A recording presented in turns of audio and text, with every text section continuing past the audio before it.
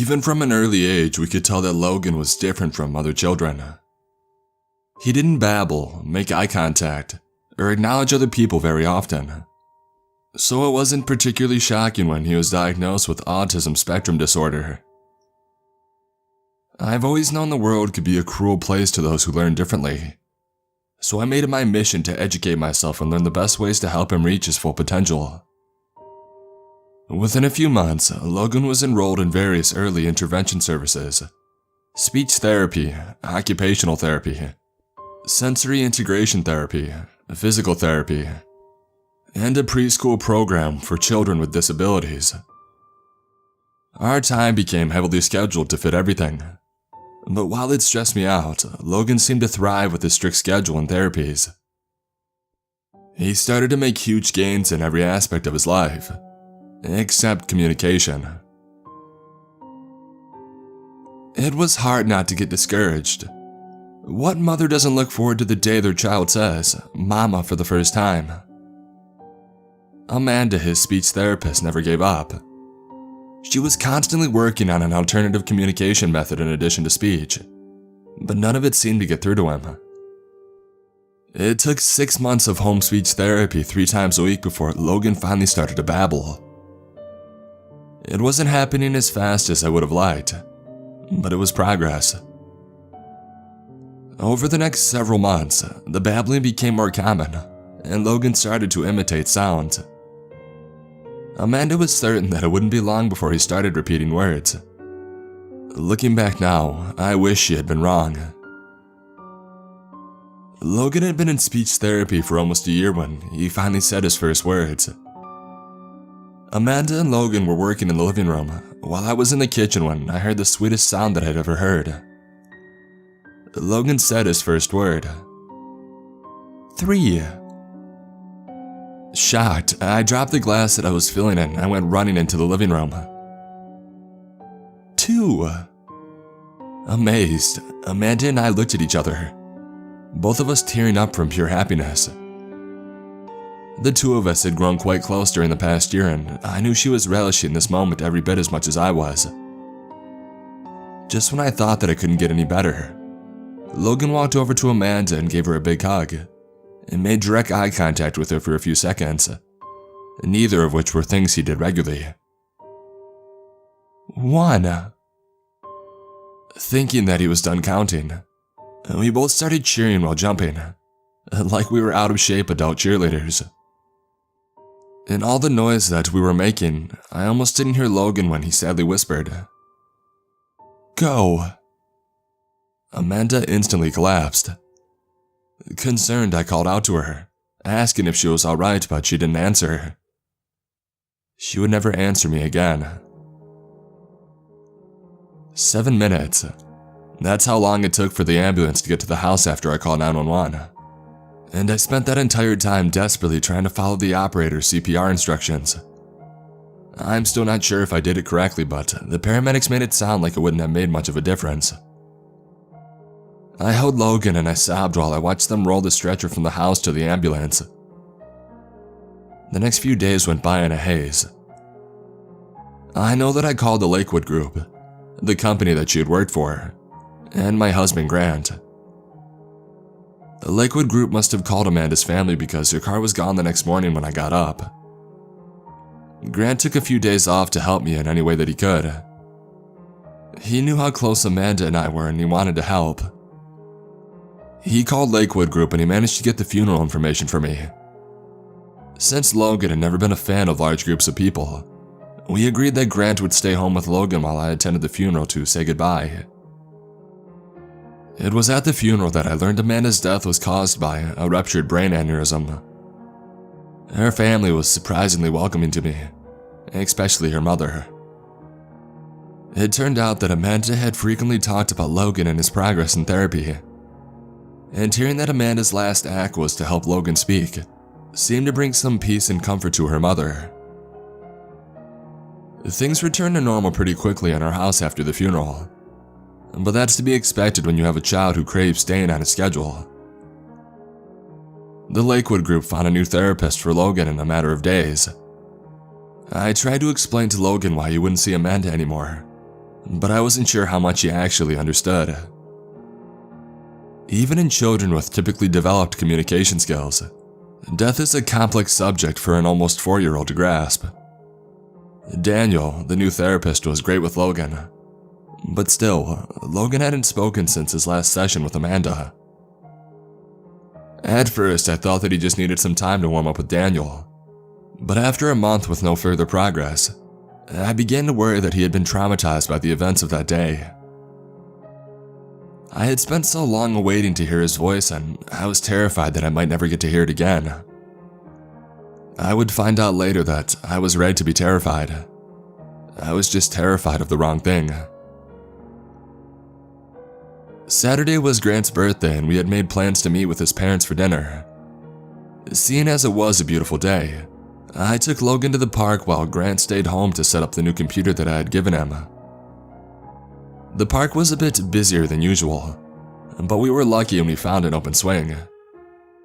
Logan had always loved swinging, and he made a beeline for the swings the second that we got there.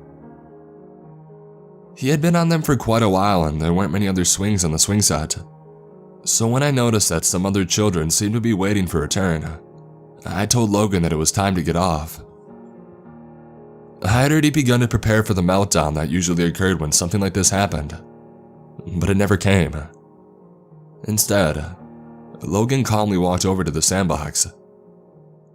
I told him how proud I was of him for sharing, and I made a mental note to brag about how well he handled the situation during dinner later that night.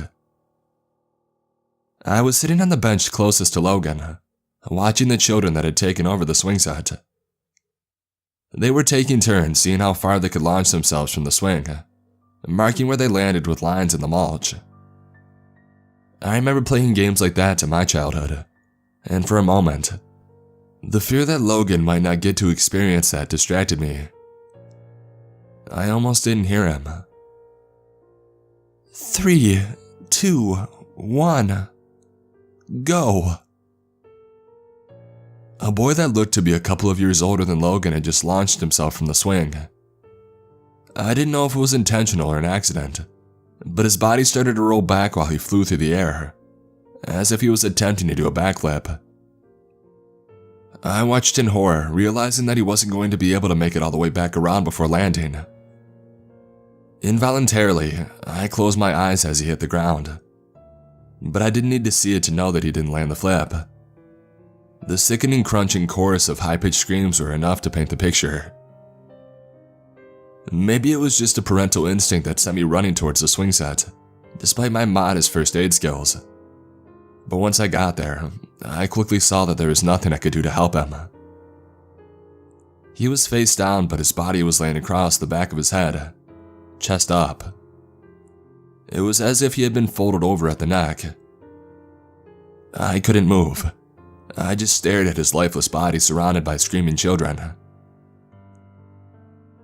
After what felt like an eternity, the boy's mother had made her way to the swing set. I knew she was his mother by her anguished cry, the kind of sound that can only be made by a parent that has just lost their child. Somebody must have called for an ambulance because the sound of the siren is what finally snapped me from my trance. I suddenly felt like I was intruding on a private moment not meant for me, so I grabbed Logan and I took him home. The sound of that woman's cries echoing in my mind the whole way home.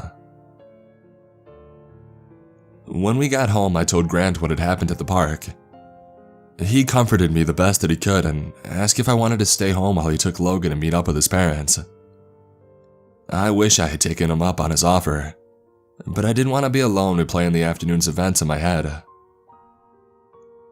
That evening, we all went to Grant's favorite restaurant, and I did my best to put that afternoon's events out of my mind. Grant's parents spent most of the evening encouraging Logan to speak again, but he was much more interested in eating his chicken nuggets and talking. Just when I had begun to relax and enjoy myself, Logan started counting down again, much to the delight of Grant and his parents. 3, 2, 1, go! Our entire table cheered for Logan, congratulating him on doing such a good job. But the sounds coming from the opposite end of the restaurant were a different kind. It wasn't the loud, boisterous sounds that you might hear normally in a restaurant. Instead, it was the crashing of glass and screams of panic and shock. My head immediately turned towards the sounds, and before I knew it, I got up to see what was happening. Up until this moment, I rationalized the aftermath of the previous times.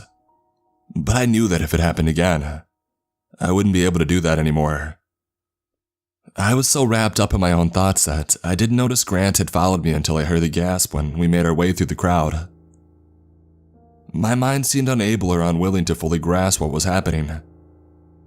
The smell was the first thing that I had noticed. I had never realized that blood could have a distinct smell. The copper scent was so strong, I could almost taste it, as if I had had pennies sitting on my tongue. A tray full of broken dishes lay near her head, broken glass with bright red splashes, and the pool of blood surrounding her body still seemed to be growing.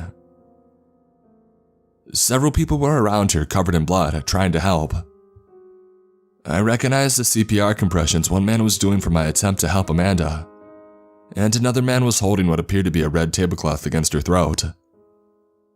Grant took my hand and I followed him back to our table wordlessly, the whole time wondering if Logan's counting was somehow to blame for her unfortunate accident. The next day, there was an article in the paper about the waitress. Her name was Ashton and she left behind 2 little girls. I found myself feeling incredibly guilty, but I decided that I couldn't confide in Grant about my suspicion that Logan's counting was somehow connected to the deaths that occurred afterward. It sounded crazy, even to me, and I was the one thinking it. Instead, I decided to throw myself into helping Logan learn new words, hoping that once he had mastered full communication, this awful situation would just come to an end somehow. But that's not how the world works. Awful, tragic things don't stop happening just because you want them to. And unfortunately for us, Grant and I would see many more awful things. It had been a month since Grant's birthday dinner, and we hadn't heard a word out of Logan the entire time. Which is why we were both shocked to hear him while we were out grocery shopping. 3, 2, 1, go. Neither of us had ever discussed our thoughts on the strange occurrences every time Logan had spoken, but it was hard not to notice we were each nervously looking around. We exchanged a small chuckle once we realized what we were doing, and that everybody around us seemed to still be going about their business. Grant took Logan over to the toy aisle to pick out a toy as a reward, and I headed to the checkout. I didn't notice the commotion by the door until I was putting the groceries on the conveyor belt. I didn't need to see to know what was happening, but I felt compelled to see it for myself. I was filled with a sense of dread as I made my way through the crowd. The paramedics were already there, loading an elderly man onto a stretcher. I felt numb as I walked back to the aisle where I had left our groceries. Grant and Logan found me not too long after they wheeled the man out of the store, and Grant could tell by my face that something had happened again. When we got home, we put on Logan's favorite movie while we stepped into another room to discuss what had just occurred. Neither of us wanted to talk about what had happened in front of Logan. It was a relief to finally say out loud what had been worrying me for so long now, and even more of a relief to hear Grant had the same concerns. Unfortunately, neither of us knew what to do about it. We didn't think that Logan was intentionally doing anything to harm other people, and we weren't sure if Logan was the cause of the deaths or if he just somehow knew they would happen. Both scenarios seemed equally impossible. We briefly considered taking him out of speech, but since he mostly spoke outside of speech, there didn't seem to be much of a point. We talked in circles, but we never found a solution to our unique situation. Only a few days had passed after the incident at the grocery store, and I was taking Logan to go visit my grandmother. I'll admit, I was a little apprehensive about taking him out, but I decided that I couldn't let that cause me to deprive him of the people in his life who loved him the most. We left the house a little bit later than I would have liked, and we got stuck in after-work traffic. I was focused on driving, so I didn't see what caused it. But out of nowhere, Logan started screaming his head off. He had always loved riding in the car, so I was completely unprepared for a meltdown while driving. I was trying to split my attention between calming him down and keeping an eye out for an impatient driver that always seemed to cut into a lane at the last possible second. Nothing I said was having a calming effect on Logan. If anything, it was only getting worse. He had started banging his head on the side of the car seat and fidgeting with the straps holding him in the seat. In the rearview mirror, I saw him manage to unbuckle himself, so even though we were only 2 lights away from our turn, I immediately pulled into the nearest place on the side of the road. I had pulled into a gas station and I parked the car at one of the pumps. I walked around to the side of his car seat was on and Logan jumped into my arms, squeezing me tightly around the neck. I was shocked by this random display of affection.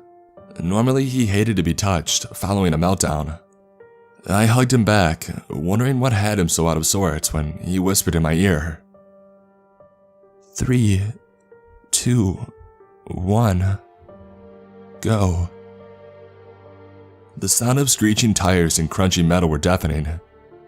I looked over and I saw that a semi-truck had run the red light, causing several cars to crash. I saw half of what looked like the car that had been behind us sticking out from under the truck. The other half was crushed beneath the wheels. At that moment, it had dawned on me. We could have been that car had I not pulled over. I was shaking so much that I wasn't able to drive, so I just stood there hugging Logan back with a ferocity only a worried mother could muster. During the last 6 weeks, Logan spoke on 11 separate occasions. All of those times ended with at least one person dying, except for the time the carousel roof collapsed at the zoo. That resulted in the death of several children. We didn't stay long enough to find out exactly how many children died that day. Most days Grant and I handle these situations to the best of our abilities, although days like the zoo weigh heavily on both of us. We try not to let Logan see the devastation that inevitably follows every time he speaks. No child needs to be exposed to that. We don't get much warning and we never know who will be next. But Grant and I continue to hope we will find a way to warn whoever Logan is counting down for. So far, we have been unsuccessful. That's why I'm telling all of you now. Please, if you see a child who is obviously different, don't laugh at his noise-canceling headphones or whisper amongst yourselves when he has a meltdown in public. And if he speaks, listen to what he has to say, because he could know more than you could possibly comprehend. Your life may depend on your ability to look past his differences and see the value and wisdom that he has to offer.